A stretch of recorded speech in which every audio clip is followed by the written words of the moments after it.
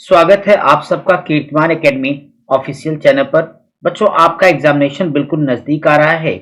चाहे वो R O exam की डेट हो, आर ओ एग्जाम की डेट हो जो कि आप फरवरी में दे रहे हो, 11 फरवरी को दे रहे हो बच्चों 2024। और लगे हाथ इसमें यूपी पीसीएस का भी आपकी वैकेंसी और एग्जाम की डेट भी आपको पता है मार्च में है। तो ये जो वीडियो है दोनों ही क्लासेस के लिए बिल्कुल यूजफुल है। तो इस नाते आप सब लोगों के लिए कीर्तिमान एकेडमी ऑफिशियल की तरफ से ये करंट अफेयर्स का जो वार्षिक संकलन 2024 है बच्चों, ये दिसंबर 2023 तक। तो यहां पर आपको बता दूं कि पिछला जो जनवरी महीना है, जनवरी से दिसंबर 2023 तक टोटल अपडेट है। भारत के संदर्भ में कला और संस्कृति से जुड़े हुए जितने भी महत्वपूर्ण डेवलपमेंट हैं सबका संकलन आपकी इस आज की इस वीडियो में कुछ ही मिनट में हो जाएगा। सो 2 से 3 बार अगर आप इस वीडियो को पढ़ लेंगे और साथ ही साथ इसका जो पीडीएफ आपके कीर्तिमान एकेडमी ऑफिशियल चैनल पर उपलब्ध, वहां से जाके आप देख लेंगे तो आपका पूरा तैयार हो जाएगा। कहीं नहीं जाना होगा, इधर उधर धमा चौकड़ी मचाने की जरूरत नहीं बच्चों। जो चीजें हम यहाँ से कर रहे हैं वो यूट्यूब पर इतने सिस्टमेटिक तरीके से ना कोई कर रहा, आपको भी पता है बच्चों। यहाँ पर ये पूरा का पूरा आप सब लोगों का ये है वार्षिक संकलन, ये है आपका वार्षिक संकलन। इस वार्षिक संकलन के अंतर्गत जितने भी इंपॉर्टेंट तथ्य हैं कला और संस्कृति एक ही वीडियो में हम कवर करने जा रहे हैं। तो चलिए भाई सभी लोग स्टार्ट कर देते हैं और देखते हैं क्या क्या इंपॉर्टेंट फैक्ट आपके लिए लेके आया हूं। सबसे पहले हम लोग यहां लेंगे वार्षिक या सांस्कृतिक विरासत सूची में गरबा नृत्य को शामिल किया गया। जरा बच्चों पेन का कलर चेंज कर ले, थोड़ा मोटा कर ले, मजा आएगा आप लोगों को। तब तक आप लोग मेरे साथ पढ़ते रहे पीडीएफ को। रेड कलर ले लेता हूं, थोड़ा सा पेन और मोटी कर लूं, ज्यादा अच्छा रहेगा। ठीक है, गरबा नृत्य को शामिल किया गया। क्या कुछ देखिए, संयुक्त राष्ट्र की संस्था यूनेस्को ने गुजरात के पारंपरिक गरबा नृत्य को अपने सांस्कृतिक विरासत सूची में शामिल करने का निर्णय लिया। गुजरात का गरबा नृत्य इस सूची में शामिल होने वाला भारत का 15वां अमूर्त सांस्कृतिक विरासत है। यह नृत्य सामाजिक और लैंगिक समावेशिता को बढ़ावा देने वाली महत्वपूर्ण भूमिका को रेखांकित करता है। इसमें खास बात क्या है स्टूडेंट, सबसे खास बात ये कि ये महिलाओं के द्वारा किया जाता है। तो महिलाओं द्वारा पानी से भरे हुए मिट्टी के बर्तन को सर पर रख कर किया जाने वाला एक नृत्य है, डांस है। आइए अगला पॉइंट देखते हैं महत्वपूर्ण। फ्रांस में तिरुवल्लुवर की प्रतिमा का अनावरण। मेरे स्टूडेंट, एक तो हमारे हिस्ट्री के बच्चे भी इसे जरूर तैयार रखेंगे, बहुत इंपॉर्टेंट है। तिरुवल्लुवर का नाम आपने सुना होगा, संगम काल के बड़े प्रसिद्ध रहे ये रचनाकार बच्चों। अब आइए देखते हैं क्या हुआ। 10 दिसंबर 2023 को फ्रांस के सेरगी में तमिल कवि और दार्शनिक तिरुवल्लुवर की प्रतिमा का अनावरण किया गया है। ये तिरुवल्लुवर कौन है भाई? दक्षिण भारत के महान संत हैं ये।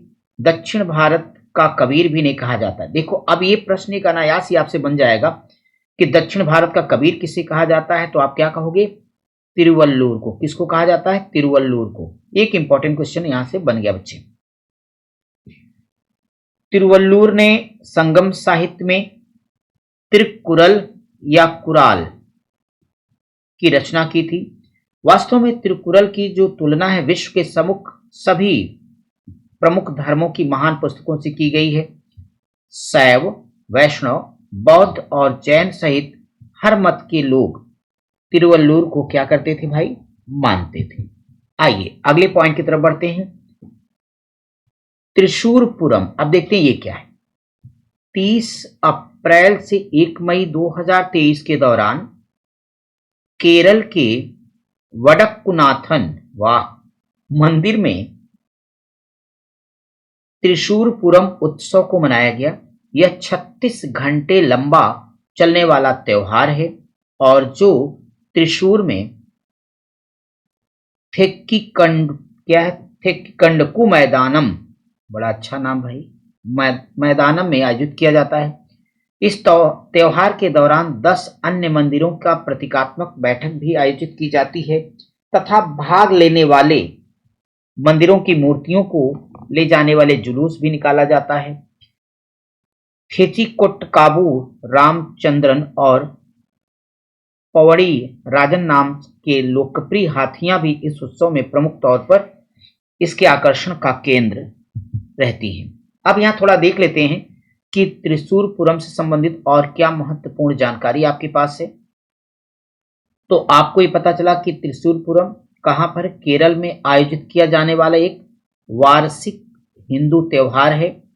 यह हर साल पूरम दिवस पर त्रिशूर के वडक्कुनाथन मंदिर में अप्रैल मई के महीने में आयोजित किया जाता है। त्रिशूरपुरम केरल के सभी उत्सवों की मां। अब देखिए एक महत्वपूर्ण है, यहां से प्रश्न क्या बन सकता है कि सभी उत्सवों की मां के नाम से निम्नलिखित में से किसे जाना जाता है, तो आप बताओगे त्रिशूरपुरम को। कहां पर है? केरल में है। ठीक है, तो के रूप में भी इसे मनाया जाता है या संदर्भित किया जाता है। भाई आगे देखते हैं, ओडिशा की बाली यात्रा उत्सव। अब ये ओडिशा की बाली यात्रा उत्सव क्या है, आइए देख लेते हैं। 27 नवंबर 2023 को ओडिशा के कटक में ऐतिहासिक बाली यात्रा या बाली यात्रा का प्रारंभ किया गया। यह 8 दिवसीय उत्सव है। कटक में महानदी के गड़गड़िया घाट पर आयोजित किया जाता है। इस वर्ष के उत्सव के आयोजन में 35 फीट ऊंची और 100 फीट चौड़ी, इंपॉर्टेंट क्या है, रेत की नाव का स्कल्पचर लगाया जाता है। यह एशिया के सबसे बड़े खुले व्यापार मेले में से एक माना जाता है। बाली यात्रा का शाब्दिक अर्थ है बाली की यात्रा। यह उत्सव ओडिशा, तत्कालीन कलिंग के समुद्री गौरवमयी इतिहास का प्रतीक माना जाता है। इस उत्सव की उत्पत्ति 1000 साल से भी अधिक पुरानी है, जब यह प्राचीन कलिंग, वर्तमान ओडिशा और बाली तथा अन्य दक्षिण पूर्व एशियाई क्षेत्रों के बीच समुद्री और सांस्कृतिक संबंध काफी प्रचलित हुआ करते थे। बंगाल की खाड़ी में अरब व्यापारियों और बाद में अंग्रेजों और फ्रांसीसियों के आगमन के साथ कलिंग के समुद्री व्यापार में गिरावट शुरू हो गई। शासकों के संरक्षण की कमी के कारण इस क्षेत्र का समुद्री व्यापार पूरी तरीके से समाप्त हो गया। आइए देखते हैं वीर गाथा परियोजना क्या है। वीर गाथा परियोजना का तीसरा संस्करण, कभी कभी पूछ लिया जाता है कि वीर गाथा की कौन सा संस्करण है, तो तीसरा बच्चों, और ये अक्टूबर 2023 में भारत सरकार के रक्षा मंत्रालय ने शिक्षा मंत्रालय के सहयोग से, कभी कभी पूछा जाता है कि किस मंत्रालय के सहयोग से, तो याद रखना ये किससे, शिक्षा मंत्रालय के सहयोग से वीर गाथा प्रोजेक्ट 3.0 यानी उसका तीसरा सीजन शुरू हो गया, स्टूडेंट, आयोजन किया गया। वीर गाथा की जो स्थापना वर्ष 2021 में वीरता पुरस्कार पोर्टल जीएपी के तहत की गई थी। इसके 2 संस्करण 2021 और 22 में आयोजित किए जा चुके हैं। इसका उद्देश्य छात्रों के बीच वीरता पुरस्कार विजेताओं की बहादुरी की कृतियों और जीवन की कहानियों का विवरण प्रसारित करना है, ताकि देशभक्ति की भावना को बढ़ाया जा सके और उनमें नागरिक चेतना के मूल्यों को स्थापित किया जा सके। भारत सरकार द्वारा सशस्त्र बलों, अन्य कानूनी रूप से गठित बलों और नागरिक कार्मिक की बहादुरी तथा बलिदान के कार्यों का सम्मान करने के लिए वीरता पुरस्कार स्थापित किए गए हैं। बहुत बढ़िया है। असम में काटी बिहू पर्व, अब पूछ लेगा काटी बिहू पर्व कहाँ मनाया जाता है, तो असम में मनाया जाता है। क्या है देख लेते हैं। 18 अक्टूबर 2022 को असम में काटी बिहू पर्व मनाया गया। असमिया कैलेंडर के अनुसार यह पर्व काटी मास में मनाई जाती है। इस त्योहार को कोंगाली बिहू के नाम से भी जानते हैं, याद रखना कोंगाली बिहू को नोट कर लेना आप लोग। असम के अन्य बिहू त्योहारों की तरह काटी बिहू भी कृषि से जुड़ा हुआ है, ये भी ध्यान रखना। काटी बिहू चावल के पौधों के स्थानांतरण के समय को चिन्हित करने के लिए मनाया जाता है। इस दिन एक खास बात है, तुलसी के पौधे की पूजा की जाती है। कोंगाली बिहू भारत के असम राज्य में मनाए जाने वाले 3 बिहू त्योहारों में से एक है। इनका प्रथम बिहू त्योहार कौन होता है? भोगाली या माघ बिहू, जो जनवरी महीने में मनाया जाता है। इसके बाद इनका होता है रोंगाली या बोहाग बिहू, इसे अप्रैल महीने में, और अंत में आता है कोंगाली या काटी बिहू, इसको अक्टूबर महीने में मनाया जाता है। भोगाली बिहू दावत का उत्सव है, रोंगाली बिहू खुशी का उत्सव है, तो कोंगाली या काटी बिहू भोजन की कमी का उत्सव है। आइए, बहुत ही महत्वपूर्ण प्रश्न जहां से बार बार सवाल आते रहे उनमें से एक है ये, भारत के नए विश्व विरासत स्थल। अक्टूबर 2023 में शांति निकेतन, याद रख लेना, शांति निकेतन कहाँ है? पश्चिम बंगाल में, तथा होयसल के पवित्र स्मारकों के समूह को यूनेस्को की विश्व विरासत सूची में शामिल किया गया है। क्वेश्चन यहां से जरूर आएगा। पहली बात अब ध्यान रखना, शांति निकेतन को भारत के 41वें विश्व धरोहर स्थल के रूप में मान्यता दी गई। यह पश्चिम बंगाल के बीरभूम जिले में स्थित है, जो ऐतिहासिक महत्व का एक प्रसिद्ध सांस्कृतिक और विरासत स्थल है। इंपॉर्टेंट क्या है? महर्षि देवेंद्र नाथ टैगोर के द्वारा इसकी स्थापना की गई बच्चों, तो आप इसे ना भूलना। शांति निकेतन की स्थापना किसने की है? महर्षि देवेंद्र नाथ टैगोर। वास्तव में देखा जाए शांति निकेतन को विश्वविद्यालय शहर के रूप में भी जाना जाता है, तो विश्वविद्यालय शहर, तो आप समझ लेना शांति निकेतन की बात चल रही है। रविन्द्रनाथ टैगोर की कई साहित्यिक रचनाएं इसी स्थान पर उन्होंने लिखा हुआ है, जिसमें टैगोर गीत, कविताएं, उपन्यास आदि शामिल हैं। शांति निकेतन परिसर रविन्द्रनाथ टैगोर, नंदलाल बोस, राम किंकर, विनोद बिहारी मुखोपाध्याय जैसे महान भारतीय कलाकारों की शानदार कलाकृतियों से सुशोभित है। अगला है पुरातत्व सर्वेक्षण से संबंधित एएसआई की विभिन्न पहलें। क्या है भाई? भारतीय पुरातत्व सर्वेक्षण यानी एएसआई ने 4 सितंबर 2023 को समवेत ऑडिटोरियम नई दिल्ली में एडॉप्ट ए हेरिटेज 2.0 कार्यक्रम का शुभारंभ किया। इसके साथ ही भारत की समृद्ध विरासत को प्रदर्शित करने के लिए इंडियन हेरिटेज नामक एक मोबाइल ऐप तथा ई अनुज्ञा पोर्टल को भी लॉन्च किया गया।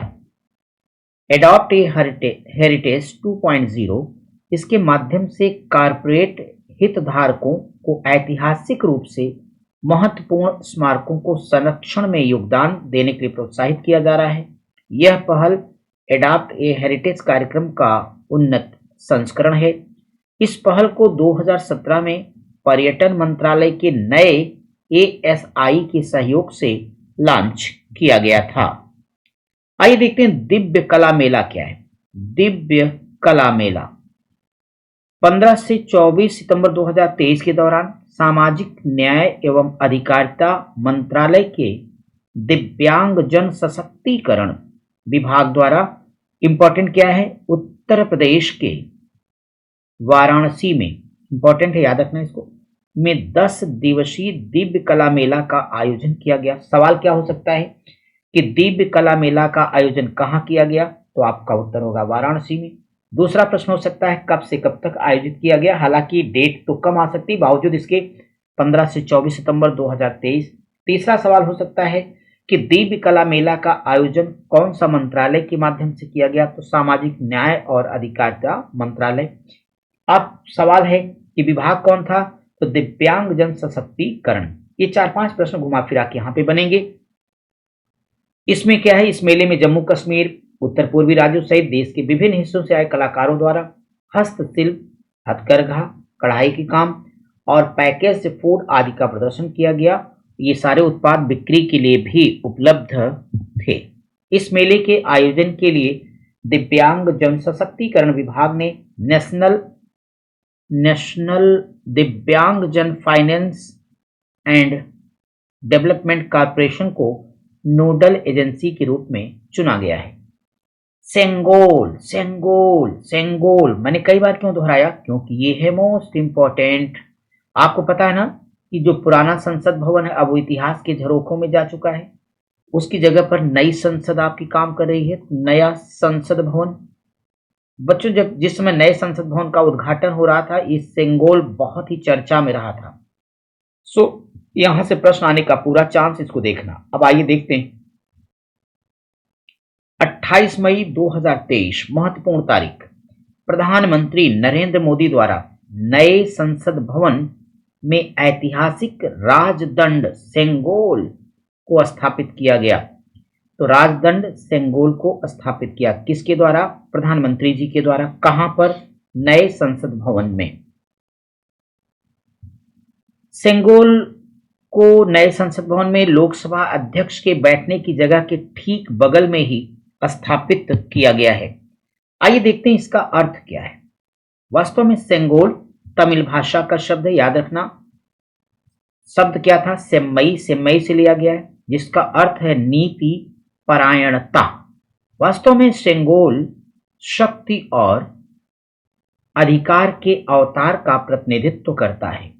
जरा इसके आकार की चर्चा कर ली जाए तो सेंगोल राजदंड एक लंबी छड़ी जैसी वस्तु है जिसकी लंबाई 5 फीट है। कितनी भैया? 5 फीट है। ये बना किससे है? चांदी से बना है, लेकिन इसके ऊपर सोने की परत चढ़ा दी गई है। शीर्ष, बहुत इंपॉर्टेंट क्वेश्चन। राजदंड के शीर्ष पर एक बैल की नक्काशी है जिसे नंदी कहा जाता है। और ये नंदी क्या है? यह देश में निष्पक्ष और न्यायपूर्ण नेतृत्व के महत्व को प्रदर्शित करता है। आइए जरा सेंगोल से जुड़ी हुई परंपरा पर एक नजर डाल लेते हैं बच्चों। वास्तव में एक चोल राजा से दूसरे चोल राजा को जब सत्ता के हस्तांतरण के समय राज्याभिषेक किया जाता था, इसके साथ ही इसी सत्ता के हस्तांतरण के साथ ही सेंगोल भी प्रदान किया जाता था। तो आप कह सकते हैं कि एक तरह से सत्ता हस्तांतरण का एक प्रतीक है ये। अब अगर हम चोल प्रथा की बात करें, चोल काल आपने पढ़ा होगा, दक्षिण भारत का बड़ा महत्वपूर्ण राज्य रहा बच्चों। चोल प्रथा के अनुरूप पारंपरिक रूप से इस कार्य को धर्माचार्यों की उपस्थिति में संपन्न किया जाता था ताकि सत्ता के हस्तांतरण का जो साक्षी है वो भगवान को भी बनाया जा सके। आइए एक महत्वपूर्ण इतिहास के झरोखों में तथ्य पर गौर करते हैं। अगस्त 1947 में चोल युग की परंपरा का पालन करते हुए थिरुवदुथुराई, फिर से बोलो, थिरुवदुथुराई अधिनम मठ के पुजारी की उपस्थिति में भारत के प्रथम प्रधानमंत्री जवाहरलाल नेहरू को सेंगोल भेंट किया गया था। अंग्रेजों से सत्ता के हस्तांतरण के प्रतीकात्मक रूप में इसे लॉर्ड माउंटबेटन के द्वारा स्वतंत्र भारत के प्रथम प्रधानमंत्री जवाहरलाल नेहरू को प्रदान किया गया। इसके बाद सेंगोल को इलाहाबाद के एक संग्रहालय में रख दिया गया। तो ये तो हो गया था सेंगोल के बारे में। सेंगोल से जुड़ा हुआ प्रश्न आपको पूरी तरीके से तैयार रख लेना है बच्चों। तो चलिए आइए अब इसके बाद हम देखेंगे अपने अगले तथ्य को। देखो अपना देश पहल। अगर देखो अपना देश पहल की बात करें तो पर्यटन मंत्रालय की बात यहां पर आ रही। पर्यटन मंत्रालय बच्चों, तो वास्तव में जो पर्यटन मंत्रालय ने देश की समृद्ध विरासत और संस्कृति के बारे में नागरिकों के अंदर जागरूकता पैदा करने और नागरिकों को देश के भीतर यात्रा करने के उद्देश्य के लिए प्रोत्साहित करने के इरादे से देखो अपना देश पहल को शुरू किया है। देखो अपना देश पहल को क्या किया है? शुरू किया है।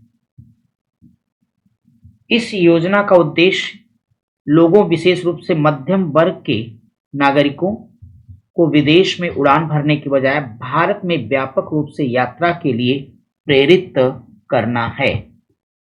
नई पर्यटन योजना के उद्योग में रोजगार की संभावनाएं भी बढ़ेंगी, देश की अर्थव्यवस्था को भी बढ़ावा मिलेगा। सौराष्ट्र, अगला पॉइंट अपने पास है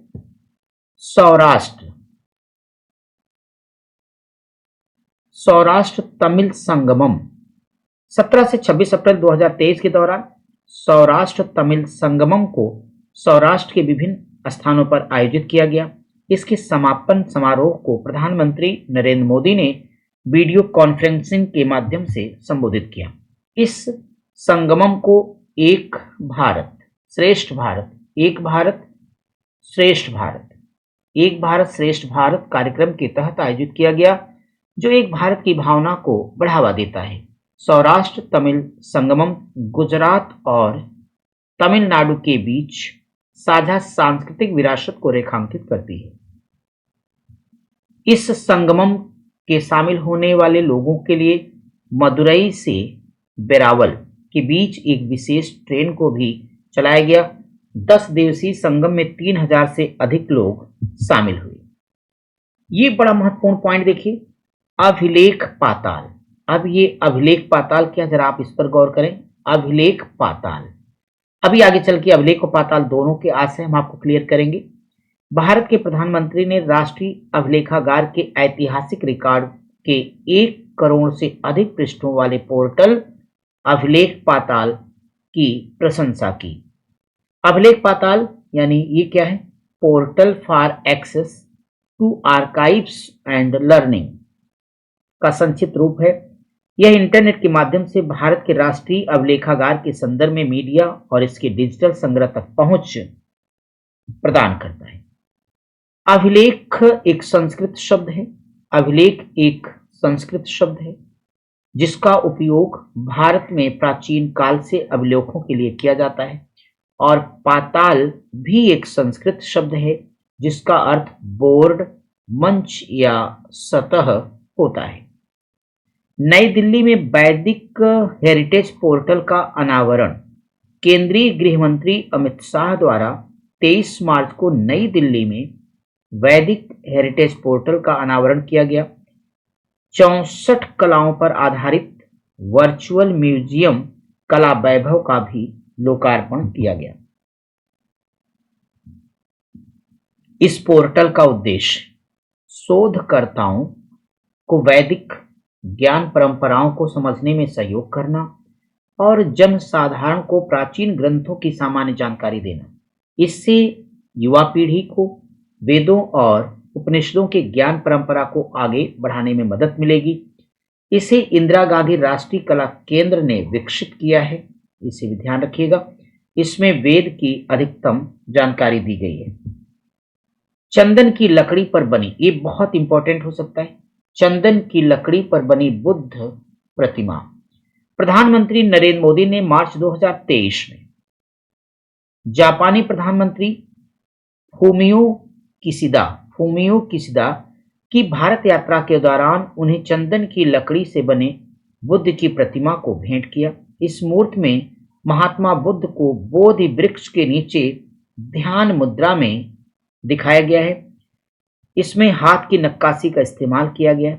चंदन की नक्काशी की कला एक उत्कृष्ट और प्राचीन शिल्प है जो सदियों से कर्नाटक की सांस्कृतिक विरासत का एक अभिन्न अंग रही है।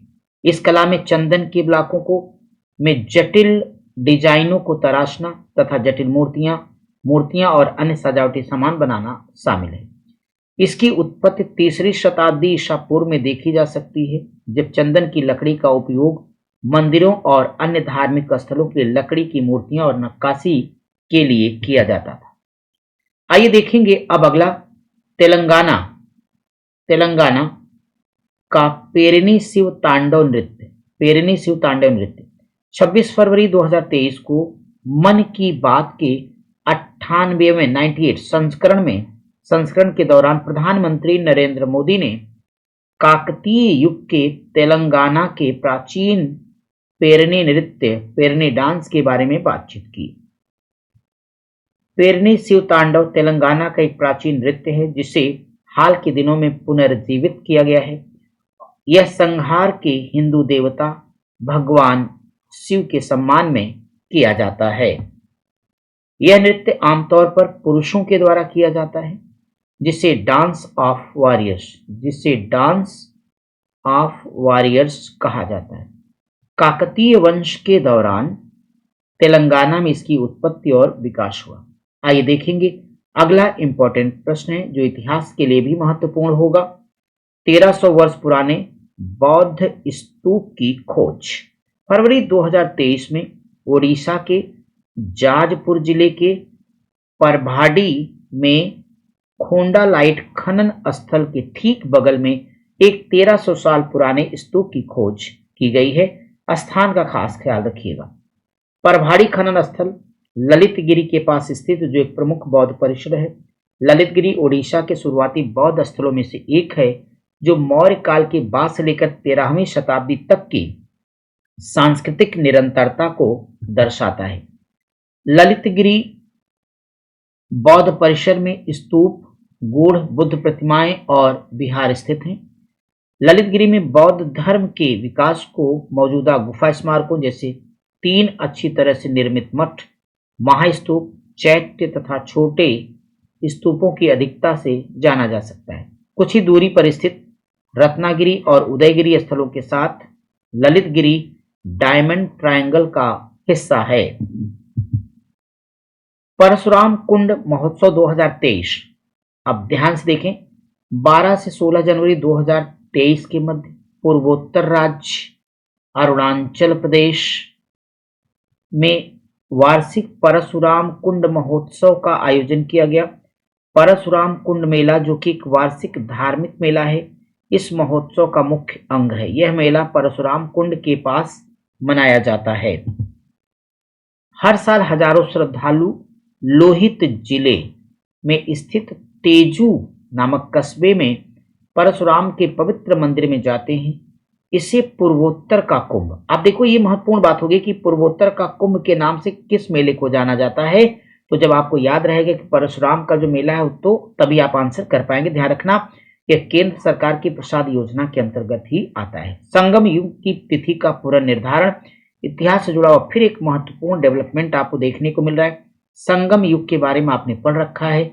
वास्तव में यहाँ संगम युग की डेट को फिर से पुनर्निर्धारित करने का प्रयास किया गया है। सामान्यतः ये कह रहे हैं जनवरी 2023 में किलाड़ी उत्खनन स्थल के खोजकर्ता के अमरनाथ रामकृष्ण का नाम याद रखिएगा, तमिलनाडु के किलाड़ी उत्खनन स्थल पर एक विस्तृत रिपोर्ट प्रस्तुत की। यह रिपोर्ट संगम युग के काल को पुनर्स्थापित करती है।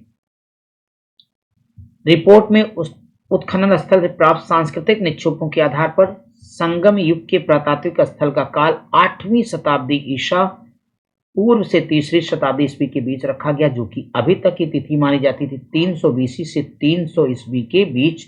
तो आप यहां से गौर कीजिएगा, तो ये जो 300 है इसको हटा के इसे और प्राचीन ला रहे हैं। ये 800 बीसी से 300 एडी की बात चल रही है, यानी ये वाली डेट में तो कोई चेंज नहीं कर रहे हैं, बट ये वाली डेट काफी 500 पीछे और लेके जा रहे हैं। ये फिलहाल आप इसे याद रखिएगा। किलाड़ी उत्खनन स्थल संगम काल की एक बस्ती है। कब की बस्ती बच्चों? ये संगम काल की एक बस्ती है, जिसका उत्खनन भारतीय पुरातत्व सर्वेक्षण और तमिलनाडु पुरातत्व सर्वेक्षण विभाग द्वारा किया जा रहा है। यह बस्ती वैगई नदी के तट पर, ये भी ध्यान रखना, वैगई नदी के तट पर स्थित है। किलाड़ी उत्खनन तमिलनाडु में आदिचनल्लूर पुरातात्विक स्थल की बात किया गया सबसे व्यापक उत्खनन स्थल है।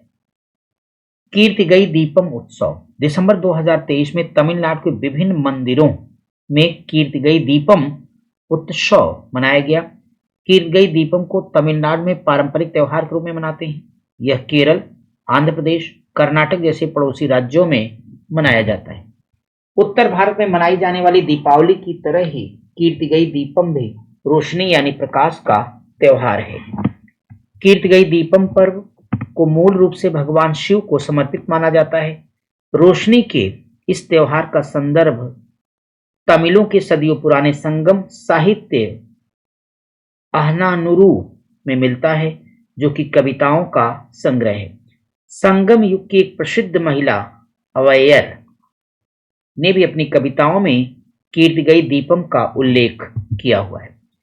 एक और महत्वपूर्ण फैक्ट आपको मिला यहाँ पे, कला संस्कृति के अंतर्गत 26 बौद्ध गुफाओं की खोज।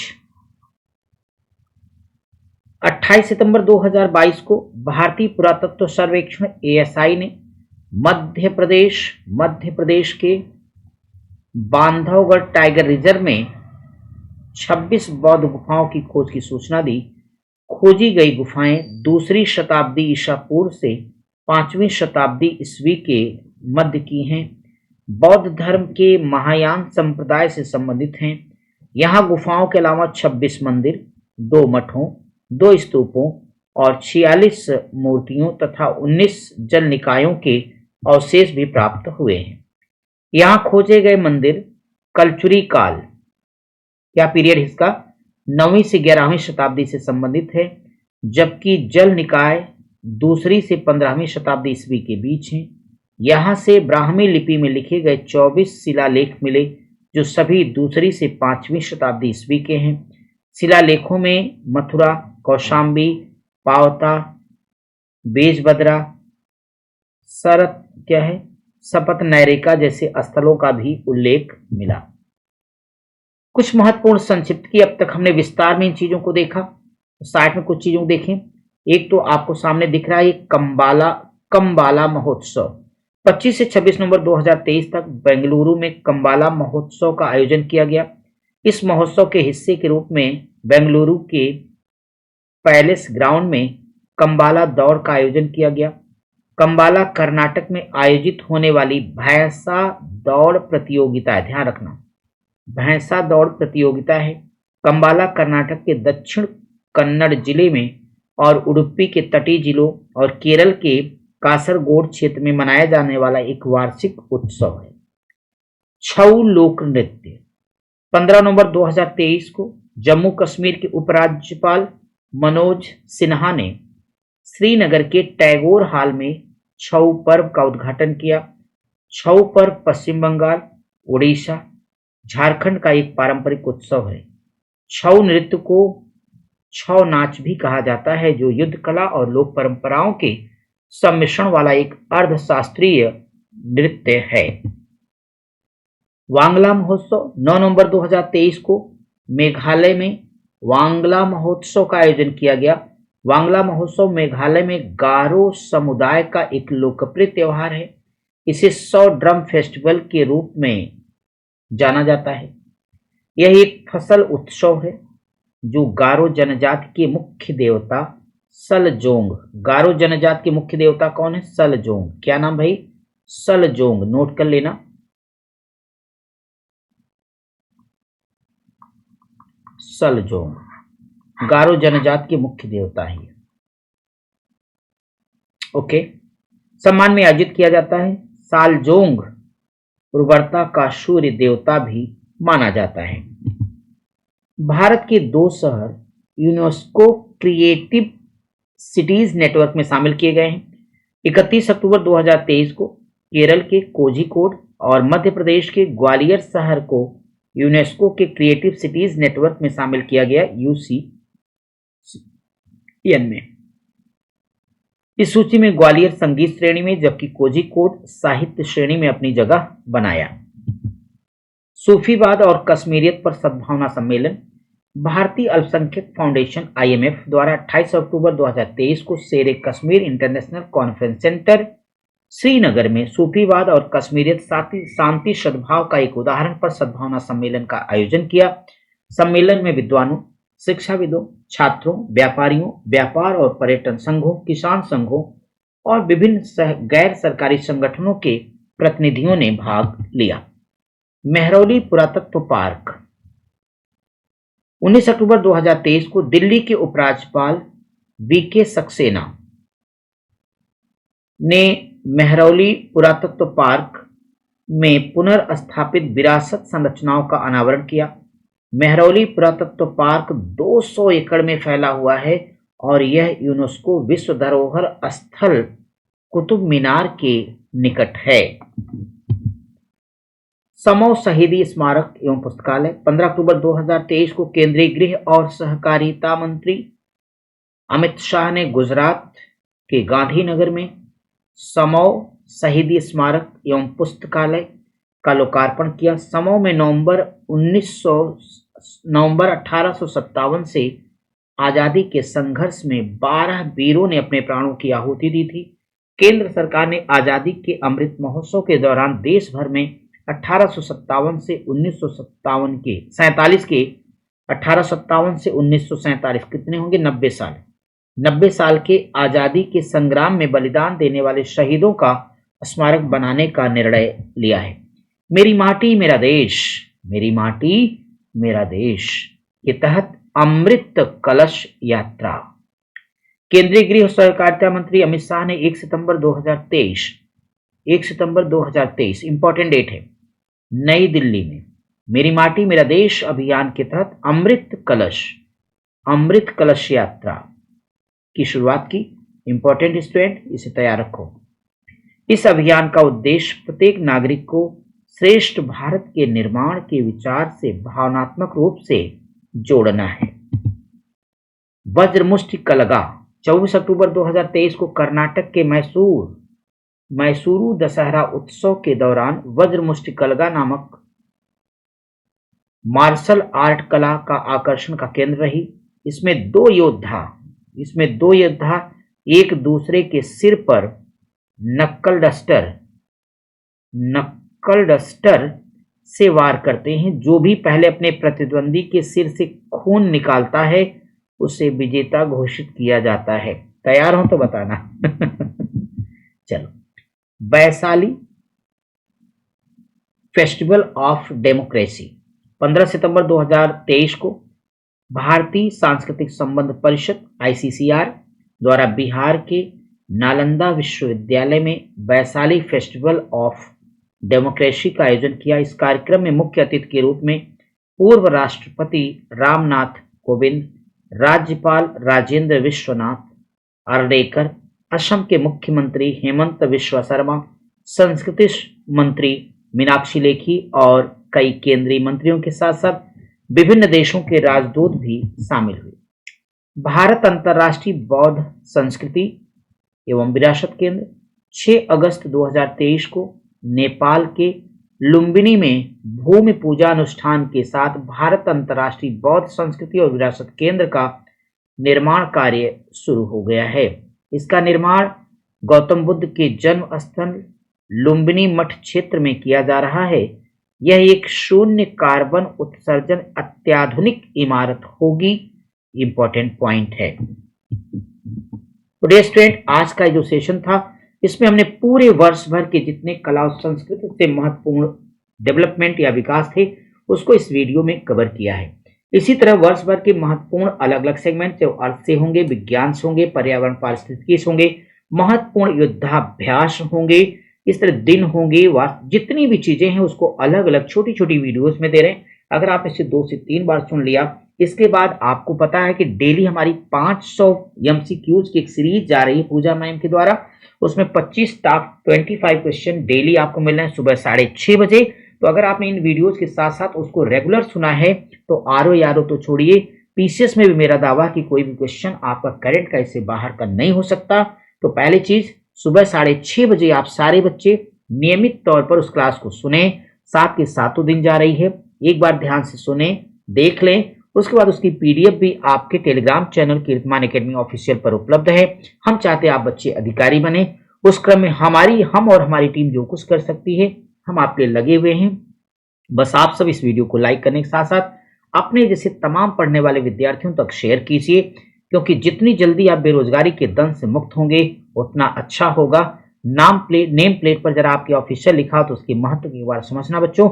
हम आपसे मिलते फिर अगली वीडियो पे, जो कि अर्थव्यवस्था के कंप्लीट वार्षिक संकलन पर आधारित होगी। क्वेश्चन एक भी उससे बाहर नहीं होगा। तब तक के लिए नमस्कार।